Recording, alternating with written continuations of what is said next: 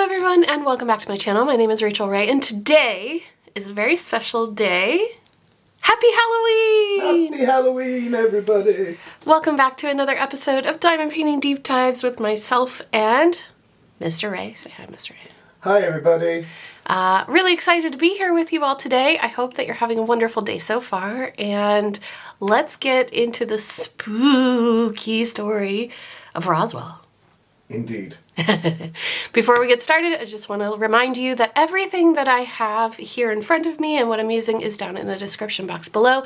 If you're interested, we are finally on the last row of this painting, and I'm so happy to see it come to an end, but I'm also sad because it's very pretty, isn't it? It is very pretty, yeah. So, let me get some diamonds and we'll get started. Yeah. So, where did we leave off last time?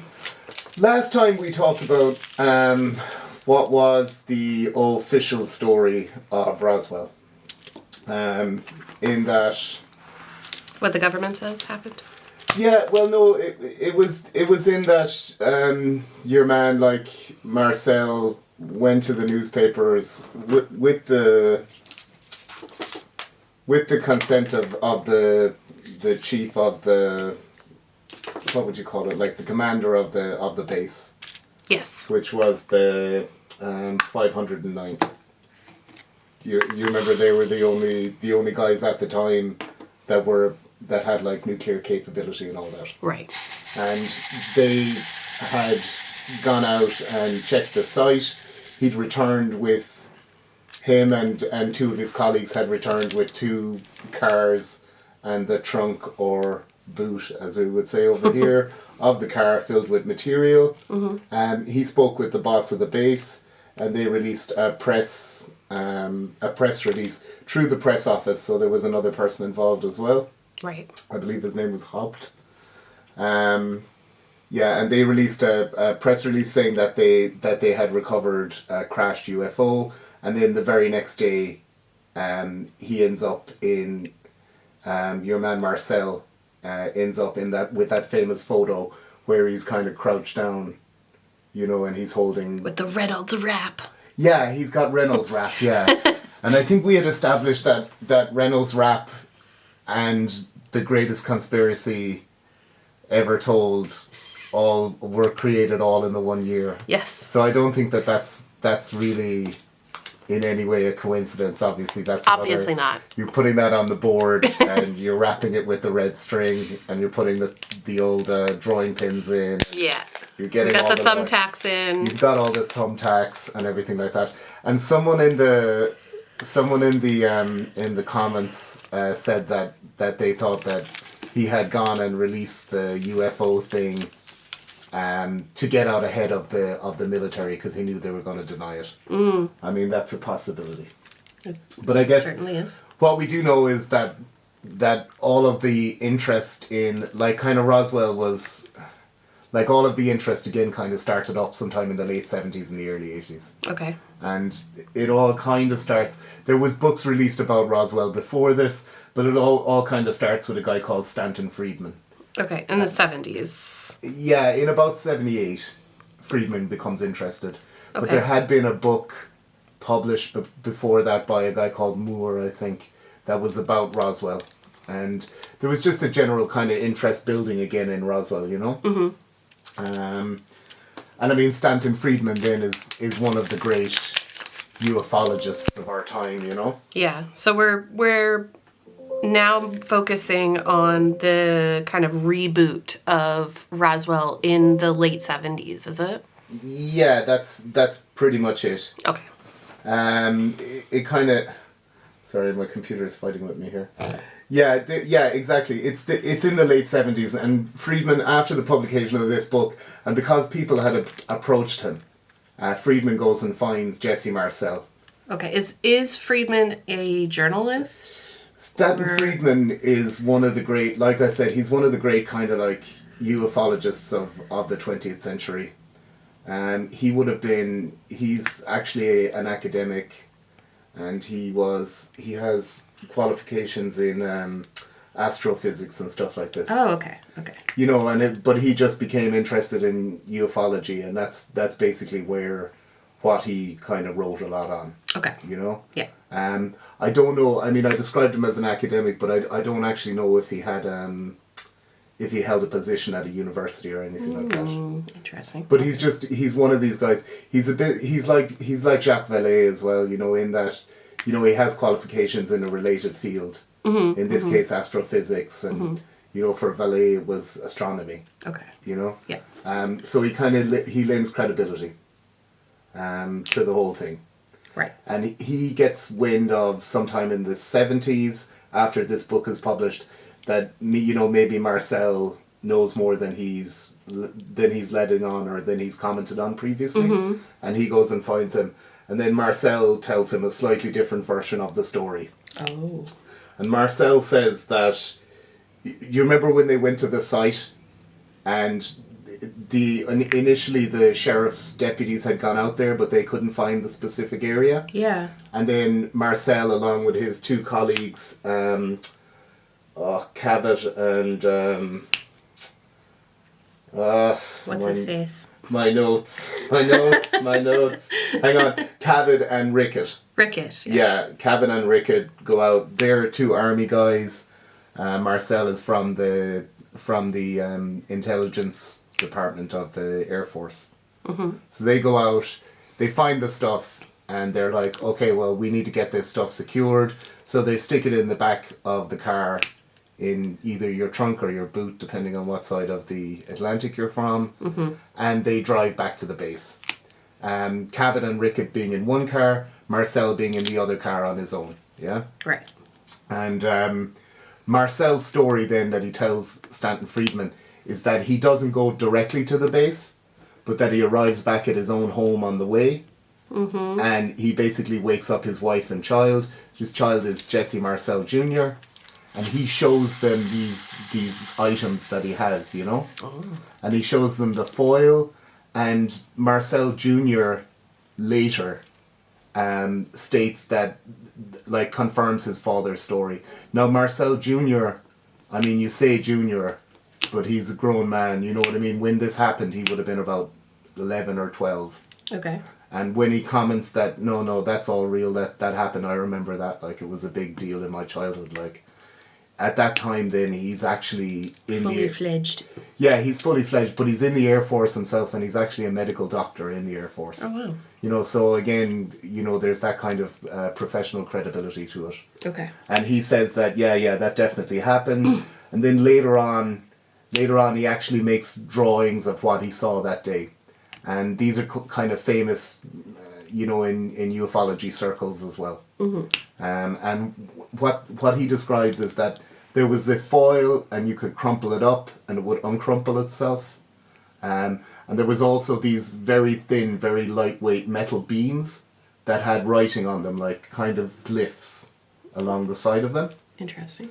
Yeah. So Marcel says that's what Marcel says, that he went in there, you know, and he showed his family the stuff, and he was like, isn't this crazy? Like, I think we've got a UFO here. And then he said he puts that stuff back in the car, and he drives back to the base, and he arrives back to the base at about 2 a.m. And he contacts Blanchard, who's the commander of the base, and he shows him what he has. And the two of them are like, wow.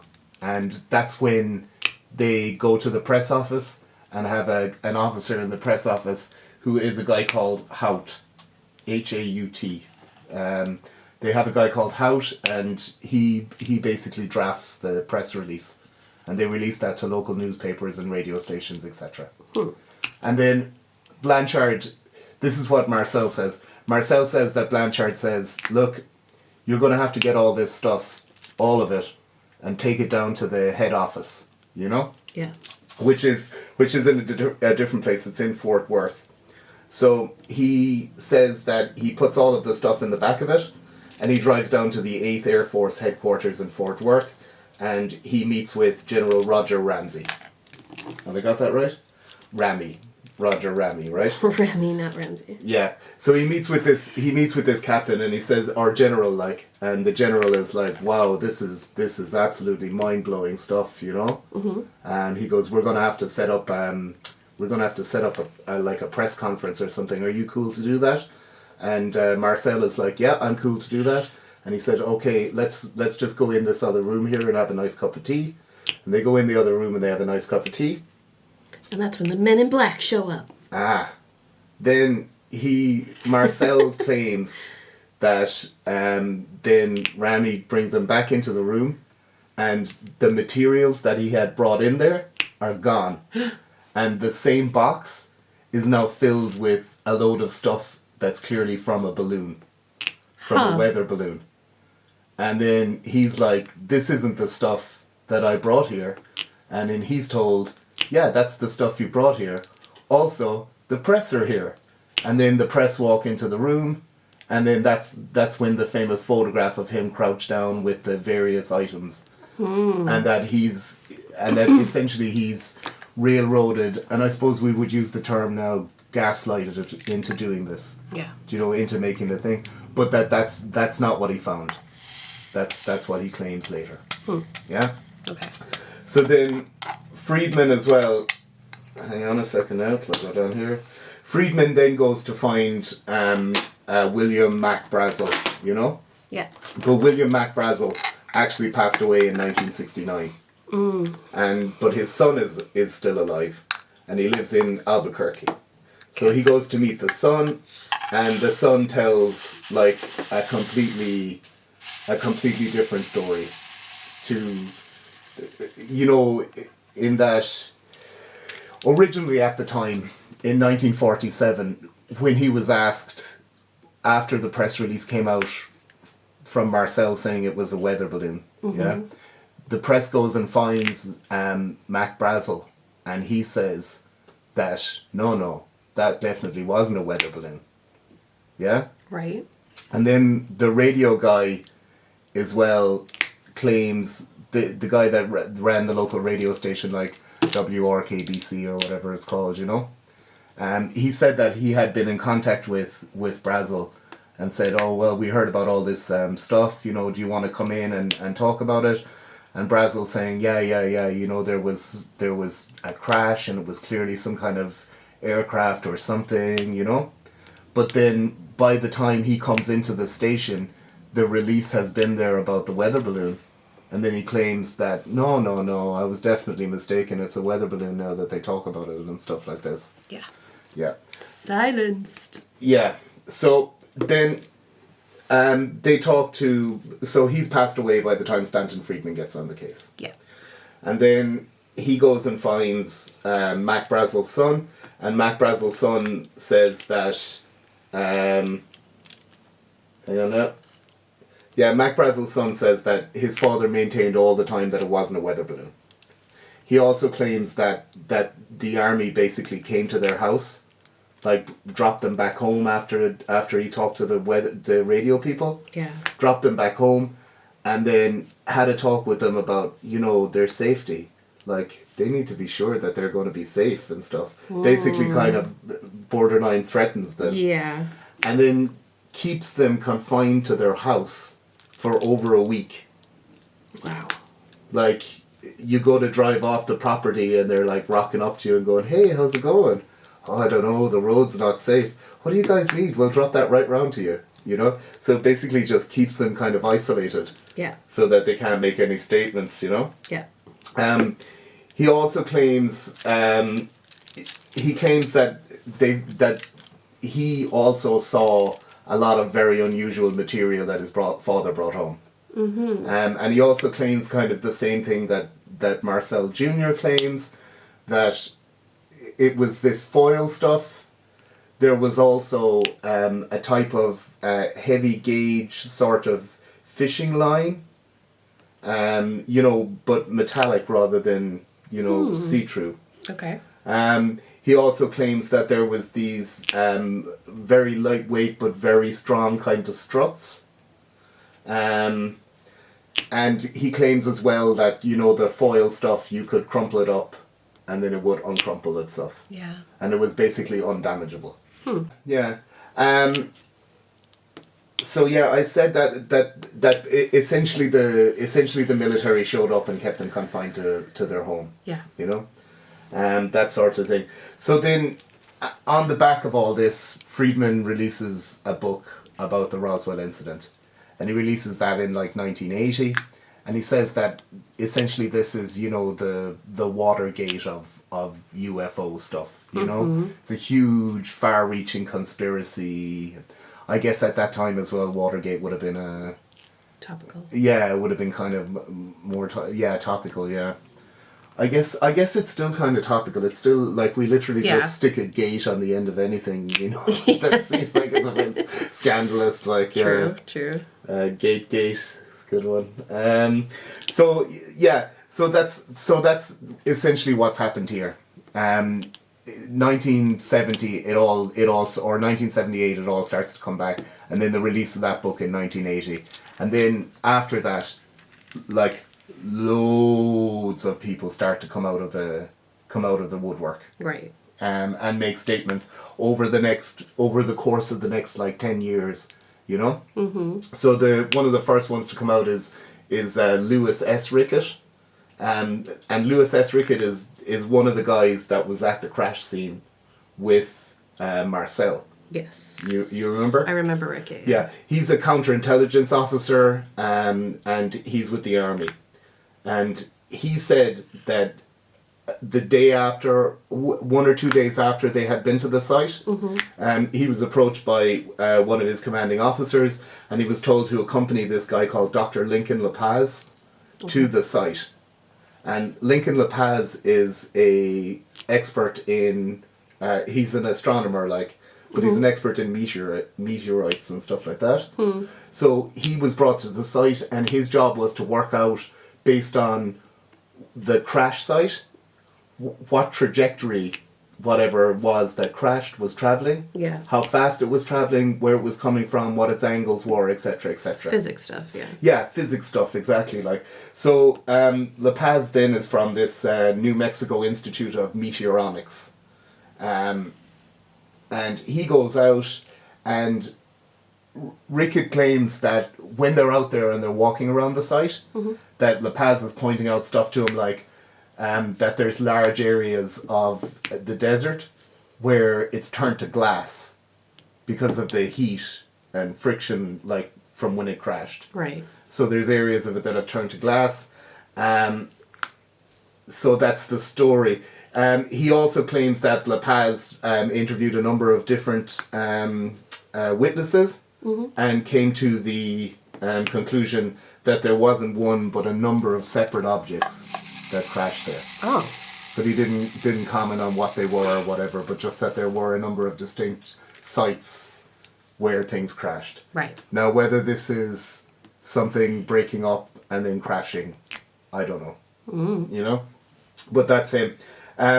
There's another guy, then stuff starts coming out that really kind of adds to the, what would you say, that adds to the... Mythos? That adds to the mythos of it. Yeah. And this is where another, like, arguably a much more important military installation than Roswell, you know? And this is, in fact, Wright-Patterson Air Force Base. Okay. And Wright-Patterson well, look, we'll talk about something else and we'll get onto it again in a minute. Anyway, there's this guy called Brigadier General Arthur Exxon. And whoa. Yeah. Of the Exxon? I don't know. I don't think so, no.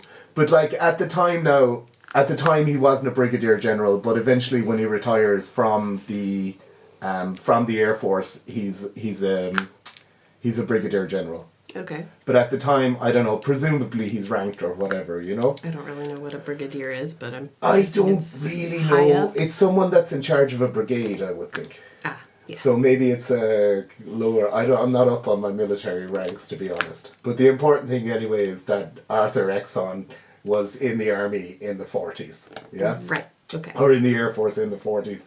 And he was stationed at this famous place, Wright-Patterson Air Force Base in Ohio. And he claims that he didn't see any bodies, but that he heard an awful lot of rumours around the time that bodies were transported to Wright-Patterson Air Force Base. And he also claims that that he met people and they had indicated that they had seen materials and other things, possibly bodies, but they wouldn't say much, but that they were quote unquote extraordinary.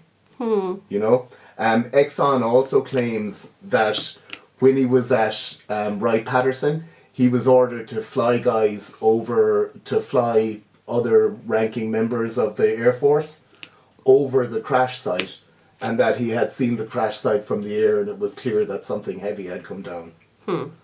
So obviously all of these people coming forward and saying stuff and also adding that there are now bodies kind of makes the whole thing a bit more interesting for everyone.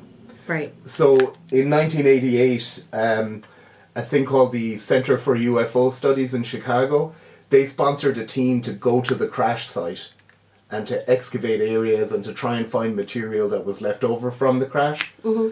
So these two researchers, Randall and Schmidt, they published their conclusions in a book called The UFO Crash at Roswell.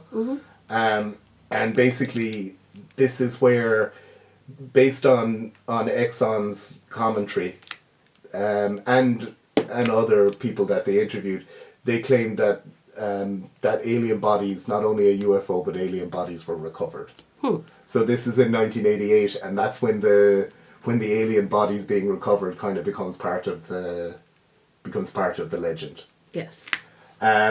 This is in no way. So after that, then, I believe this is actually in the book. It's in no way what? How do you mean? You were about to say, this is in no way... Oh, I said that's in no way the end of the story either. Oh, okay. Like, so many people come forward. Like, I believe this guy here, Glen Davies, was a mortician from Roswell. You know? Now, he's the only mortician in Roswell in 1947. So anything that happens at the base, like, basically the people that are employing him have a contract to handle mortuary services for the base. Okay. And then one day in July of 1947, he's called up to the Roswell Air Force Base, and he goes up there and he claims that he went up there and they said, oh, well, we don't have a body for you, but, you know, how about you tell us a little bit about these kind of mortuary, like these embalming fluids and stuff. So he tells them a bit, and then they're like, and would you be able to, like, provide, say, just for the sake of argument, say a hermetically sealed kind of mortuary casket? Like, can you provide a coffin that can be hermetically sealed or whatever? And he answers some of those kind of questions, and he thinks it's pretty weird, you know? Yeah. And seems pretty weird. Yeah, because he figured that he was coming up there because there had been an accident on the base. That's usually what happens. That's and he goes up and they grill him on all of these things. So Dennis as well then claims that he knew a nurse at the base, and while he was up there, he said he'd call around and visit her, you know, and he called around and visit her, and she kind of tells him about the strange goings on, etc., etc. And while she's talking to him, suddenly this MP rocks up, and the MP is like, "Hey, what's this guy doing here?" Like, what's an MP? Military police. Oh, you know, the guys with the white hats and this MP rocks up and is like, "What's this guy doing here? He's not supposed to be here." You know, that kind of thing. Okay. And then basically he's frog marched off the base and told that it would be best if he forgot everything he'd seen and heard there that night.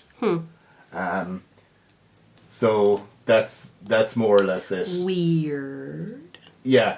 So then Dennis claims he talks to Stanton Friedman as well. And he claims that the book guy, yeah. And he claims that that he spoke with the nurse later and that she said that there were 3 bodies recovered.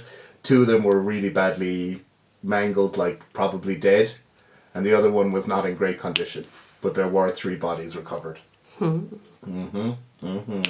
Indeed. Is that where the footage of the... Is that where the footage of the surgery comes from? The footage of the surgery is much later. I believe that's in the late 90s. I think that's in 98 or whatever. Okay. But I mean, there's a lot of people coming forward and saying that they had... There's a guy in England like that claims that that he had built that body and shot that footage. Like, Okay. do you know? And he's in the special effects business. Yeah. Your man, this mortician as well, claims that the nurse that told him all of this stuff, that within a few weeks she had been transferred to England, to a base in England. Yeah. You know. There's other people that there's a lady called Barbara Duggar, and Barbara Duggar is the granddaughter of the sheriff of Roswell at the time. So the guy that sent his things out and contacted the base, and that Mac Brazel spoke to. Any relation to the Duggars that are on TV? I have no idea. But so this guy is called George Wilcox. Yeah. Okay. Now George Wilcox, this lady anyway, Barbara Duggar, claims that her grandmother Inez told her that. Hang on now, I'm looking at my notes. Said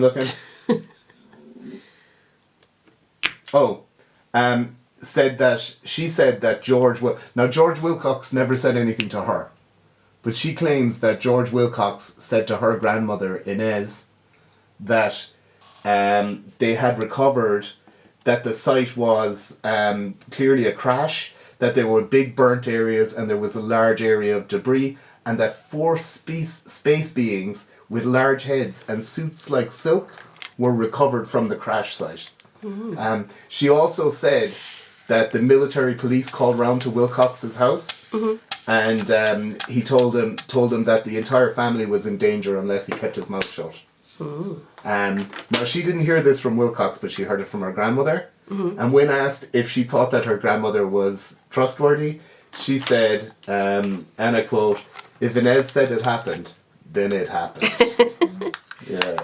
Inez was no nonsense. Yeah. Then there's Frank Joyce, who this is the guy from the radio station, and Frank Joyce claims that in 1947, after the UFO stuff, that there was after the UFO balloon thing, that there was a huge amount of interest and excitement around the town, and that because he had spoken to Mac Brazel already, he basically got in contact with Brazel at the time, and Brazel said, "Yeah, no problem. I'll come into the station and give a statement," and that it was definitely a UFO and stuff like that. And then by the time the next day or whatever that Brazel got in, he had already made the comment to the newspaper that this was not any kind of balloon. But when he got to the station, he started backtracking and saying, no, it must have been a balloon. I don't recognize these things or whatever. You know? Okay. There's other witnesses then. There's a lady called Loretta Porter. Her brother is a guy called Master Sergeant Robert Porter, and he was a B-29 flight engineer. And she claims that Porter flew debris from Roswell to Wright-Patterson Air Force Base. Okay. She also claims that on board was a guy called Lieutenant Colonel Payne Jennings and Major Marcel, but that they were also 3 bodies on board. There's also First Lieutenant Robert Shirky, who was an assistant operations officer at the 509th. He said that he was part of the loading process, where they were loading pallets of retrieved material onto an aircraft to fly to Wright-Patterson as well. Right. And that he was told by someone that this is that UFO stuff that they were talking about in the newspaper. And when was it that they were coming forward with this? These are all coming forward between like 1980 and basically the early 90s. Okay. It just seems like that a lot of people, like I have a lot more people to talk about here, if we wanted to. But like, suffice it to say that there's loads of people. There's a guy called Robert Slusher who was a staff sergeant, and Slusher. Yeah, and he said that they loaded on to a B-29 a single crate, and that him and other people were in the hold, and they went to fly to Wright-Patterson Air Force Base, and that they stayed at a very, very low altitude, which was pretty unusual. You know, that would be unusual. They're all, like, the hold of Is that this... really indicative of something? Yeah, it's that the hold of this aircraft is not pressurized. So they're accompanying it, and they're all in the regular pressurized part of the aircraft. Okay. But they stayed low so that the hold wouldn't depressurize, like. And he thinks that this indicates that there was some kind of living creature on board, like. Right. You know, because that would be very unusual. Yeah. Because even, like, if you take a dog on a plane, the luggage is pressurized. Right? Yeah. So you wouldn't want your... Yeah. He also reports that afterwards, when they were all discussing it, like, that there were heavy rumors that it was debris from the crash site as well. You know. Okay. Then there's another guy. There's a guy called Robert Smith. Again, he's a member of the Air Force. Hang on. Yeah, and Smith said that he also loaded an awful lot of stuff onto an aircraft. Like, he's part of the kind of flight crew and stuff. Right. And that he loaded an awful lot of crates with debris onto an aircraft. And he said what was very unusual there is that there were a load of plainclothes people all over the place. This is not something that you would normally get at an Air Force base, and it's definitely not something you would get at an Air Force base that has nuclear weapons. Right. You know, which was very unusual. Like, they're the only guys in the world really at that time with them, you know? Mm-hmm. Or at least in America. Okay. So he also says that that's pretty... Odd. That's pretty odd. So that all kind of happens. All of those people come forward, including people that had been at the site and stuff. And they're coming forward because of Peterson? They're coming forward to say that Wright-Patterson Air Force Base in Ohio is involved in it, you know? Mm. Now there's, I mean, in the UFO kind of conspiracy world and stuff, there's supposed to be an actual hangar at Wright-Patterson that has all of this stuff in it, you know? Still. Yeah, that's the rumor, and that all of this is run out of Wright-Patterson, you know?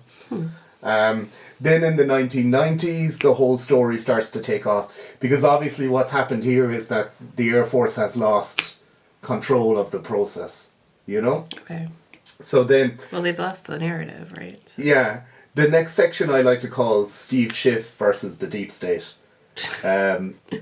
Steve Schiff is he's a representative from New Mexico, you know, back in the early 90s. So back in the early 90s, he starts trying to get information about the Roswell crash from the Pentagon, you know? Okay.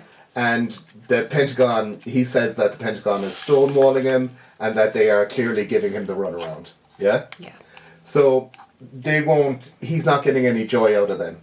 So then he brings to bear one of the most frightening objects in the arsenal of any elected representative, the General Accounting Office. These are the guys that control the budgets for stuff. And essentially, he goes to the General Accounting Office and he says, I need you to research what was going on in 1947 in Roswell, you know? I need you to look into all that. So the General Accounting Office starts looking into it, and in July of 1995, they released their report.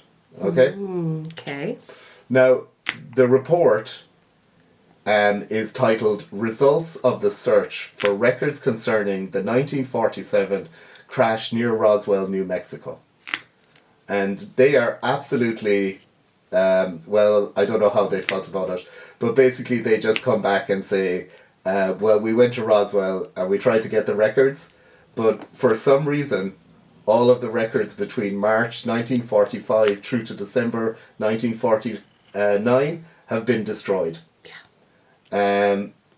Oopsie. Yeah, all of the records held at that base for the period have been destroyed, and also all of the outgoing messages from October 1946 to December 1949 have also been destroyed. And this is where it starts to get suspicious. I mean, if they weren't trying to be suspicious. So that's in July 1995. Now, the Air Force as well, starts to panic a little bit. So in the same month, in July of 1995, they released their own report, and it's called the Roswell Report: Fact versus Fiction in the New Mexico Desert. The Air Force. That's genuinely what it's called. And they so in the same month they're making it worse. they're making it worse. So petty. Yeah, and they said that basically the craft that went down was actually a type of experimental balloon from a thing called Project Mogul. Yeah. I don't like Project Mogul is a real thing that happened, and they reckon that with a great degree of certainty that this was a balloon that was launched on June the 4th, 1947, and that went down in New Mexico then just about a month or a couple of days later when Mac Brazel found it. Mm-hmm. Now, the Project Mogul balloon thing is in itself is quite interesting. These were like really, really high altitude balloons. Mm-hmm. You know, like up like really high, higher than aircraft. Right. Now, like upper atmosphere. Yeah, and you know, as they go up and the pressure is less at higher altitudes, mm-hmm. the balloons themselves expand. Now, they can get up, like they're like meteorological balloons as well. Mm-hmm. Like they can grow really, really quite big. Like you're talking about one of these balloons starting off the size of a car here, and then by the time it gets up there, it's the size of like a double-decker bus. Mm. Like they're huge balloons, you know? Yeah. And they're made out of stuff like foil to reflect signals and that kind of thing. Okay. And balsa wood. What the Project Mogul was designed for was it would go up high altitude and it would go over the Soviet republics. And it was basically in the high altitude to try and sniff out and detect nuclear... spy behavior. Yeah, they're spy balloons, and they basically sniff out the telltale signs that there's been a nuclear test explosion or whatever. Mm-hmm. You know? They're real things. But yeah, so that's what they claim. Then they're asked... then basically everyone's like, okay, so you're saying it really was the weather balloon, but what about these bodies that were supposed to be recovered? So then the Air Force comes out in 1997... on the 50th anniversary of the crash, with another report, and this report says that those alien bodies, they must have been these parachute test dummies that we use from time to time. But why would you? What's the point in sending a humanoid to space when you're looking for nuclear weapons? I don't know. That doesn't make any sense. It's just, it feels like they were in a hole and they were just like, well, you know, if we just keep digging, right? Oh dear. And that's basically it. And like, that's kind of why Roswell is the famous thing that it is, because people kept coming forward. I suppose another thing as well is that a guy released a book. Let me just look this up here. Yeah, a guy called Philip J. Corso released a book. What's the book called? Let me just get the name of the book. The Day After Roswell, by Colonel Philip J. Corso. Okay. And this book says that this guy, Philip J. Corso, who was an intelligence officer for decades, like that was his career, was intelligence officer. Mm-hmm. Originally with the OSS, he was in fact the liaison with the Vatican during World War II. Okay. You remember when we were talking about the 1933 UFO? Yeah. Yeah, this is the guy, Philip J. Corso, who was the attaché to the Vatican that was supposed to have helped the Pope convince the Italians to move it. Philip J. Corso releases this book called The Day After Roswell. And he says that essentially he was contacted the day after Roswell and he was told, listen, we're putting together this secret program. You want to be a part of it? And he was like, yeah, sure, you know, secret stuff is what I do. That's basically what I'm about. I'm about secret stuff. My job description. Yeah, so he claims that he essentially became a part of this secret program that retrieved UFO crash materials and funneled it into private companies. Ooh. And then the private companies would research them. Now the beauty of this is that if you send a FOIA into the government, they don't have it. It's in a private company. Yeah. And you can't FOIA a private company. Like, they don't have to give you any information. This is how the military-industrial complex began. Yeah. And Corso is the guy that, like, he released this book and essentially passed away less than a year later. Like, I mean, honestly, probably of natural causes, because he was born in 1915 and this was 1998 at that stage. But, yeah. But that's essentially the story as well. And like, yeah, so that's really the story of Roswell and how it became so legendary in the whole UFO. They weren't really doing themselves any favors. The Air Force? No, not at all. By coming out in the 90s and being all snarky, like. I mean, won't that just fuel more conspiracy? And it did, yeah. Yeah, it did, yeah. But then there was an awful lot of, like, there was a lot of stuff as well. Like, during the same period, Stanton Friedman was involved in the Majestic 12 stuff. So I don't know if you know what that is, like, or whatever. No. We spoke about it before, like, but the Majestic 12 stuff is... It doesn't, yeah. They're documents that Friedman was given by someone, you know? They were later kind of shown to be, by and large...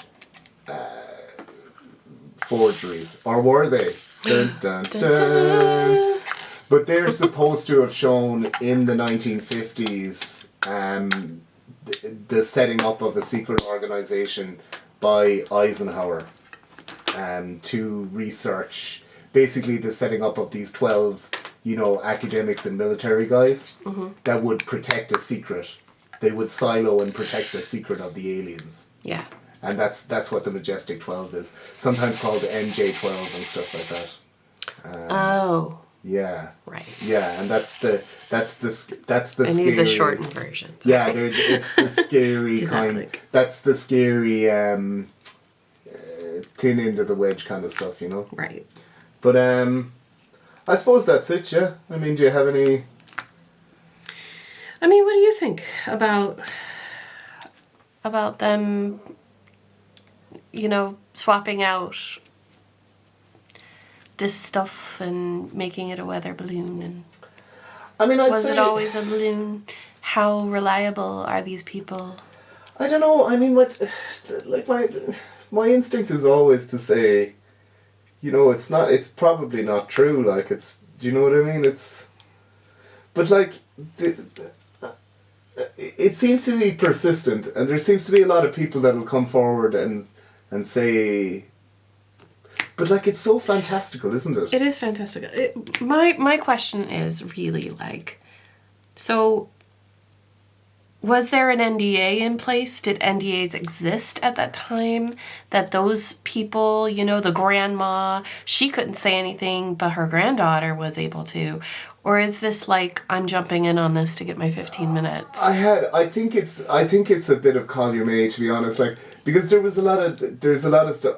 I had prepared these notes over a week ago, and then I hadn't read through them thoroughly enough. It's typical. But there's an awful lot of places where people, like that lady, said that her grandmother, the sheriff's Duggard. Yes. The sheriff's granddaughter. She said that her grandmother literally said that the military told them that they would essentially murder the whole family if they were the source of this getting out or whatever. And there's a lot of other people, like Mac Brazel definitely said that his father was threatened directly by the military. Do you know, in that sort of organized crime kind of way, Yeah. Oh, it's a nice farm you got here. It'd be a shame if anything happened to it. Yeah. That sort of way. So there's an awful lot of people that claim that that's what's happening. Horse head in your bed.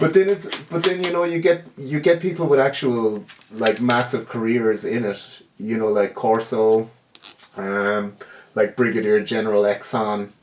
Do you know what I mean? Like these guys are high-ranking, spent their whole lives in the military.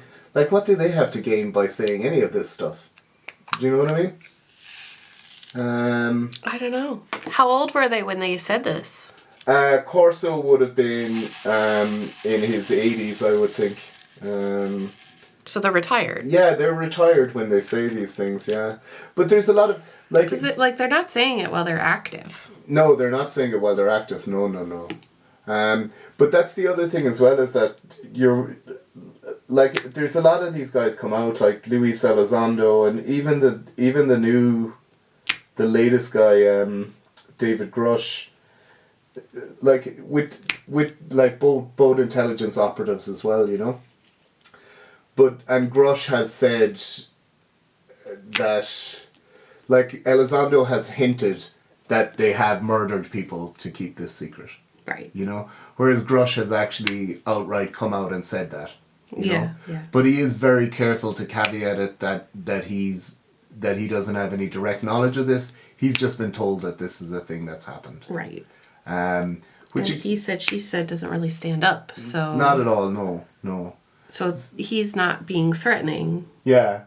But then another thing that Grush said is that, and again he says that he doesn't have any direct knowledge of it, but he has been told that there have been over a dozen crashed craft retrieved in the United States since 1947.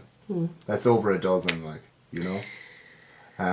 There's other crazy stuff that people are saying on the back of it then, like Ross Coulthard, who's another UFO kind of journalist guy, you know. He's an Australian. He said that, you know, from talking to Grush and people that Grush have put him in contact with, that there's a UFO that went down somewhere outside of the US, and that it was so big they couldn't move it, so they built something on top of it. You know, like a building to disguise what it was. I can't help but feel like it's the modern day grift. It is, yeah. Because so many people throughout history have done this in one way or another, especially with spooky supernatural stuff. Yeah. Like, they're not saying... They're being protected by the way that they say things because they're swindlers. That's how I feel. Well, they're able to do that, and then people will buy their audiobook, or, you know, like, that's how they're making their money. Yeah. There's a lot of, like, you can spend your time in the intelligence agency, but you're never going to be lauded. You know what I mean? Yeah. Like, whereas you can do the UFO circuit, and people are like shaking your hands and thanking you for bringing the truth to them. And that's why that. Yeah. That panel that happened Yeah. this summer, it felt a little bit more real. Do you know what I mean? Yeah. It felt a little less, you know, guy in a caravan with a turban, and more, you know, maybe that is realistic. Maybe It something kind of did sends happen. it to... I don't think there's smoke without fire, but I don't think there's like a load of alien bodies in Wright-Patterson Air Force Base or anything like that. And, you know, often... That seems a bit far-fetched. And there's definitely, like, the other thing that you need to be wary of, because, like, you know, if you're new to trying to work out what is going on here, you may not be aware of just the amount of misinformation that the military forces will at any point in time endorse. Absolutely. Because the more you muddy the waters, you know? Yeah. And, like, I mean, it's well documented with, like Richard Doty, like, for instance, is an intelligence agent that, you know, is huge on the circuit, or, you know, and at different points in time he's played a different character. Like, he's a disinformation agent. Now maybe he's given the real information, you know. Right. And he's been involved. So, like, even I think when Luis Elizondo came out, I was like, oh wow, maybe there's some traction here or whatever. But, like, now I just kind of feel that maybe they're all just disinformation agents. Right. They're just all, you know, one way or another, whether they're conscious of it or not. Because it's easy to manipulate someone if you have, like, high-ranking intelligence guys be like, psst, come here, you're not going to believe this. But, you know, you've just been told that by a 5-star general. Exactly. You And know is that what's happening with Bigfoot? Is that what's happening with what? Bigfoot. I think he's planted. I think they keep doing this on purpose. I don't know. I mean, there's probably, it's hard to say what the truth of any of these things is, isn't it? Yeah. But like it's amusing to think about, but it's thankless to think about as well. And I think there's also. But look at what we're doing. Yeah, I mean, there's also particularly in the last 10 or 15 years, like where, you know, there's this sense that it is a kind of spiritual grift. Like I'm thinking of people like Stephen Greer, or even the people that are like the star seeds, you know, and that kind of thing. But we can talk about all these things later anyway. Yeah, so it's hard to tell what's truth and what's lie, but it's very interesting to talk about and to think about. We'd love to know what you think down below in a comment. Please, we love reading them. Yeah, that's true. And you correcting our pronunciation as well, please. It's true, yeah. Learn something new every day. Anyway, thank you all so much for joining us today. I hope that you had a great time listening in. If you have any questions or concerns, please leave them down below, and you know what to do. Please like and share, and we will see you all very soon for our next diamond painting deep dive. Take care, everyone. Bye, everybody. Bye. Bye.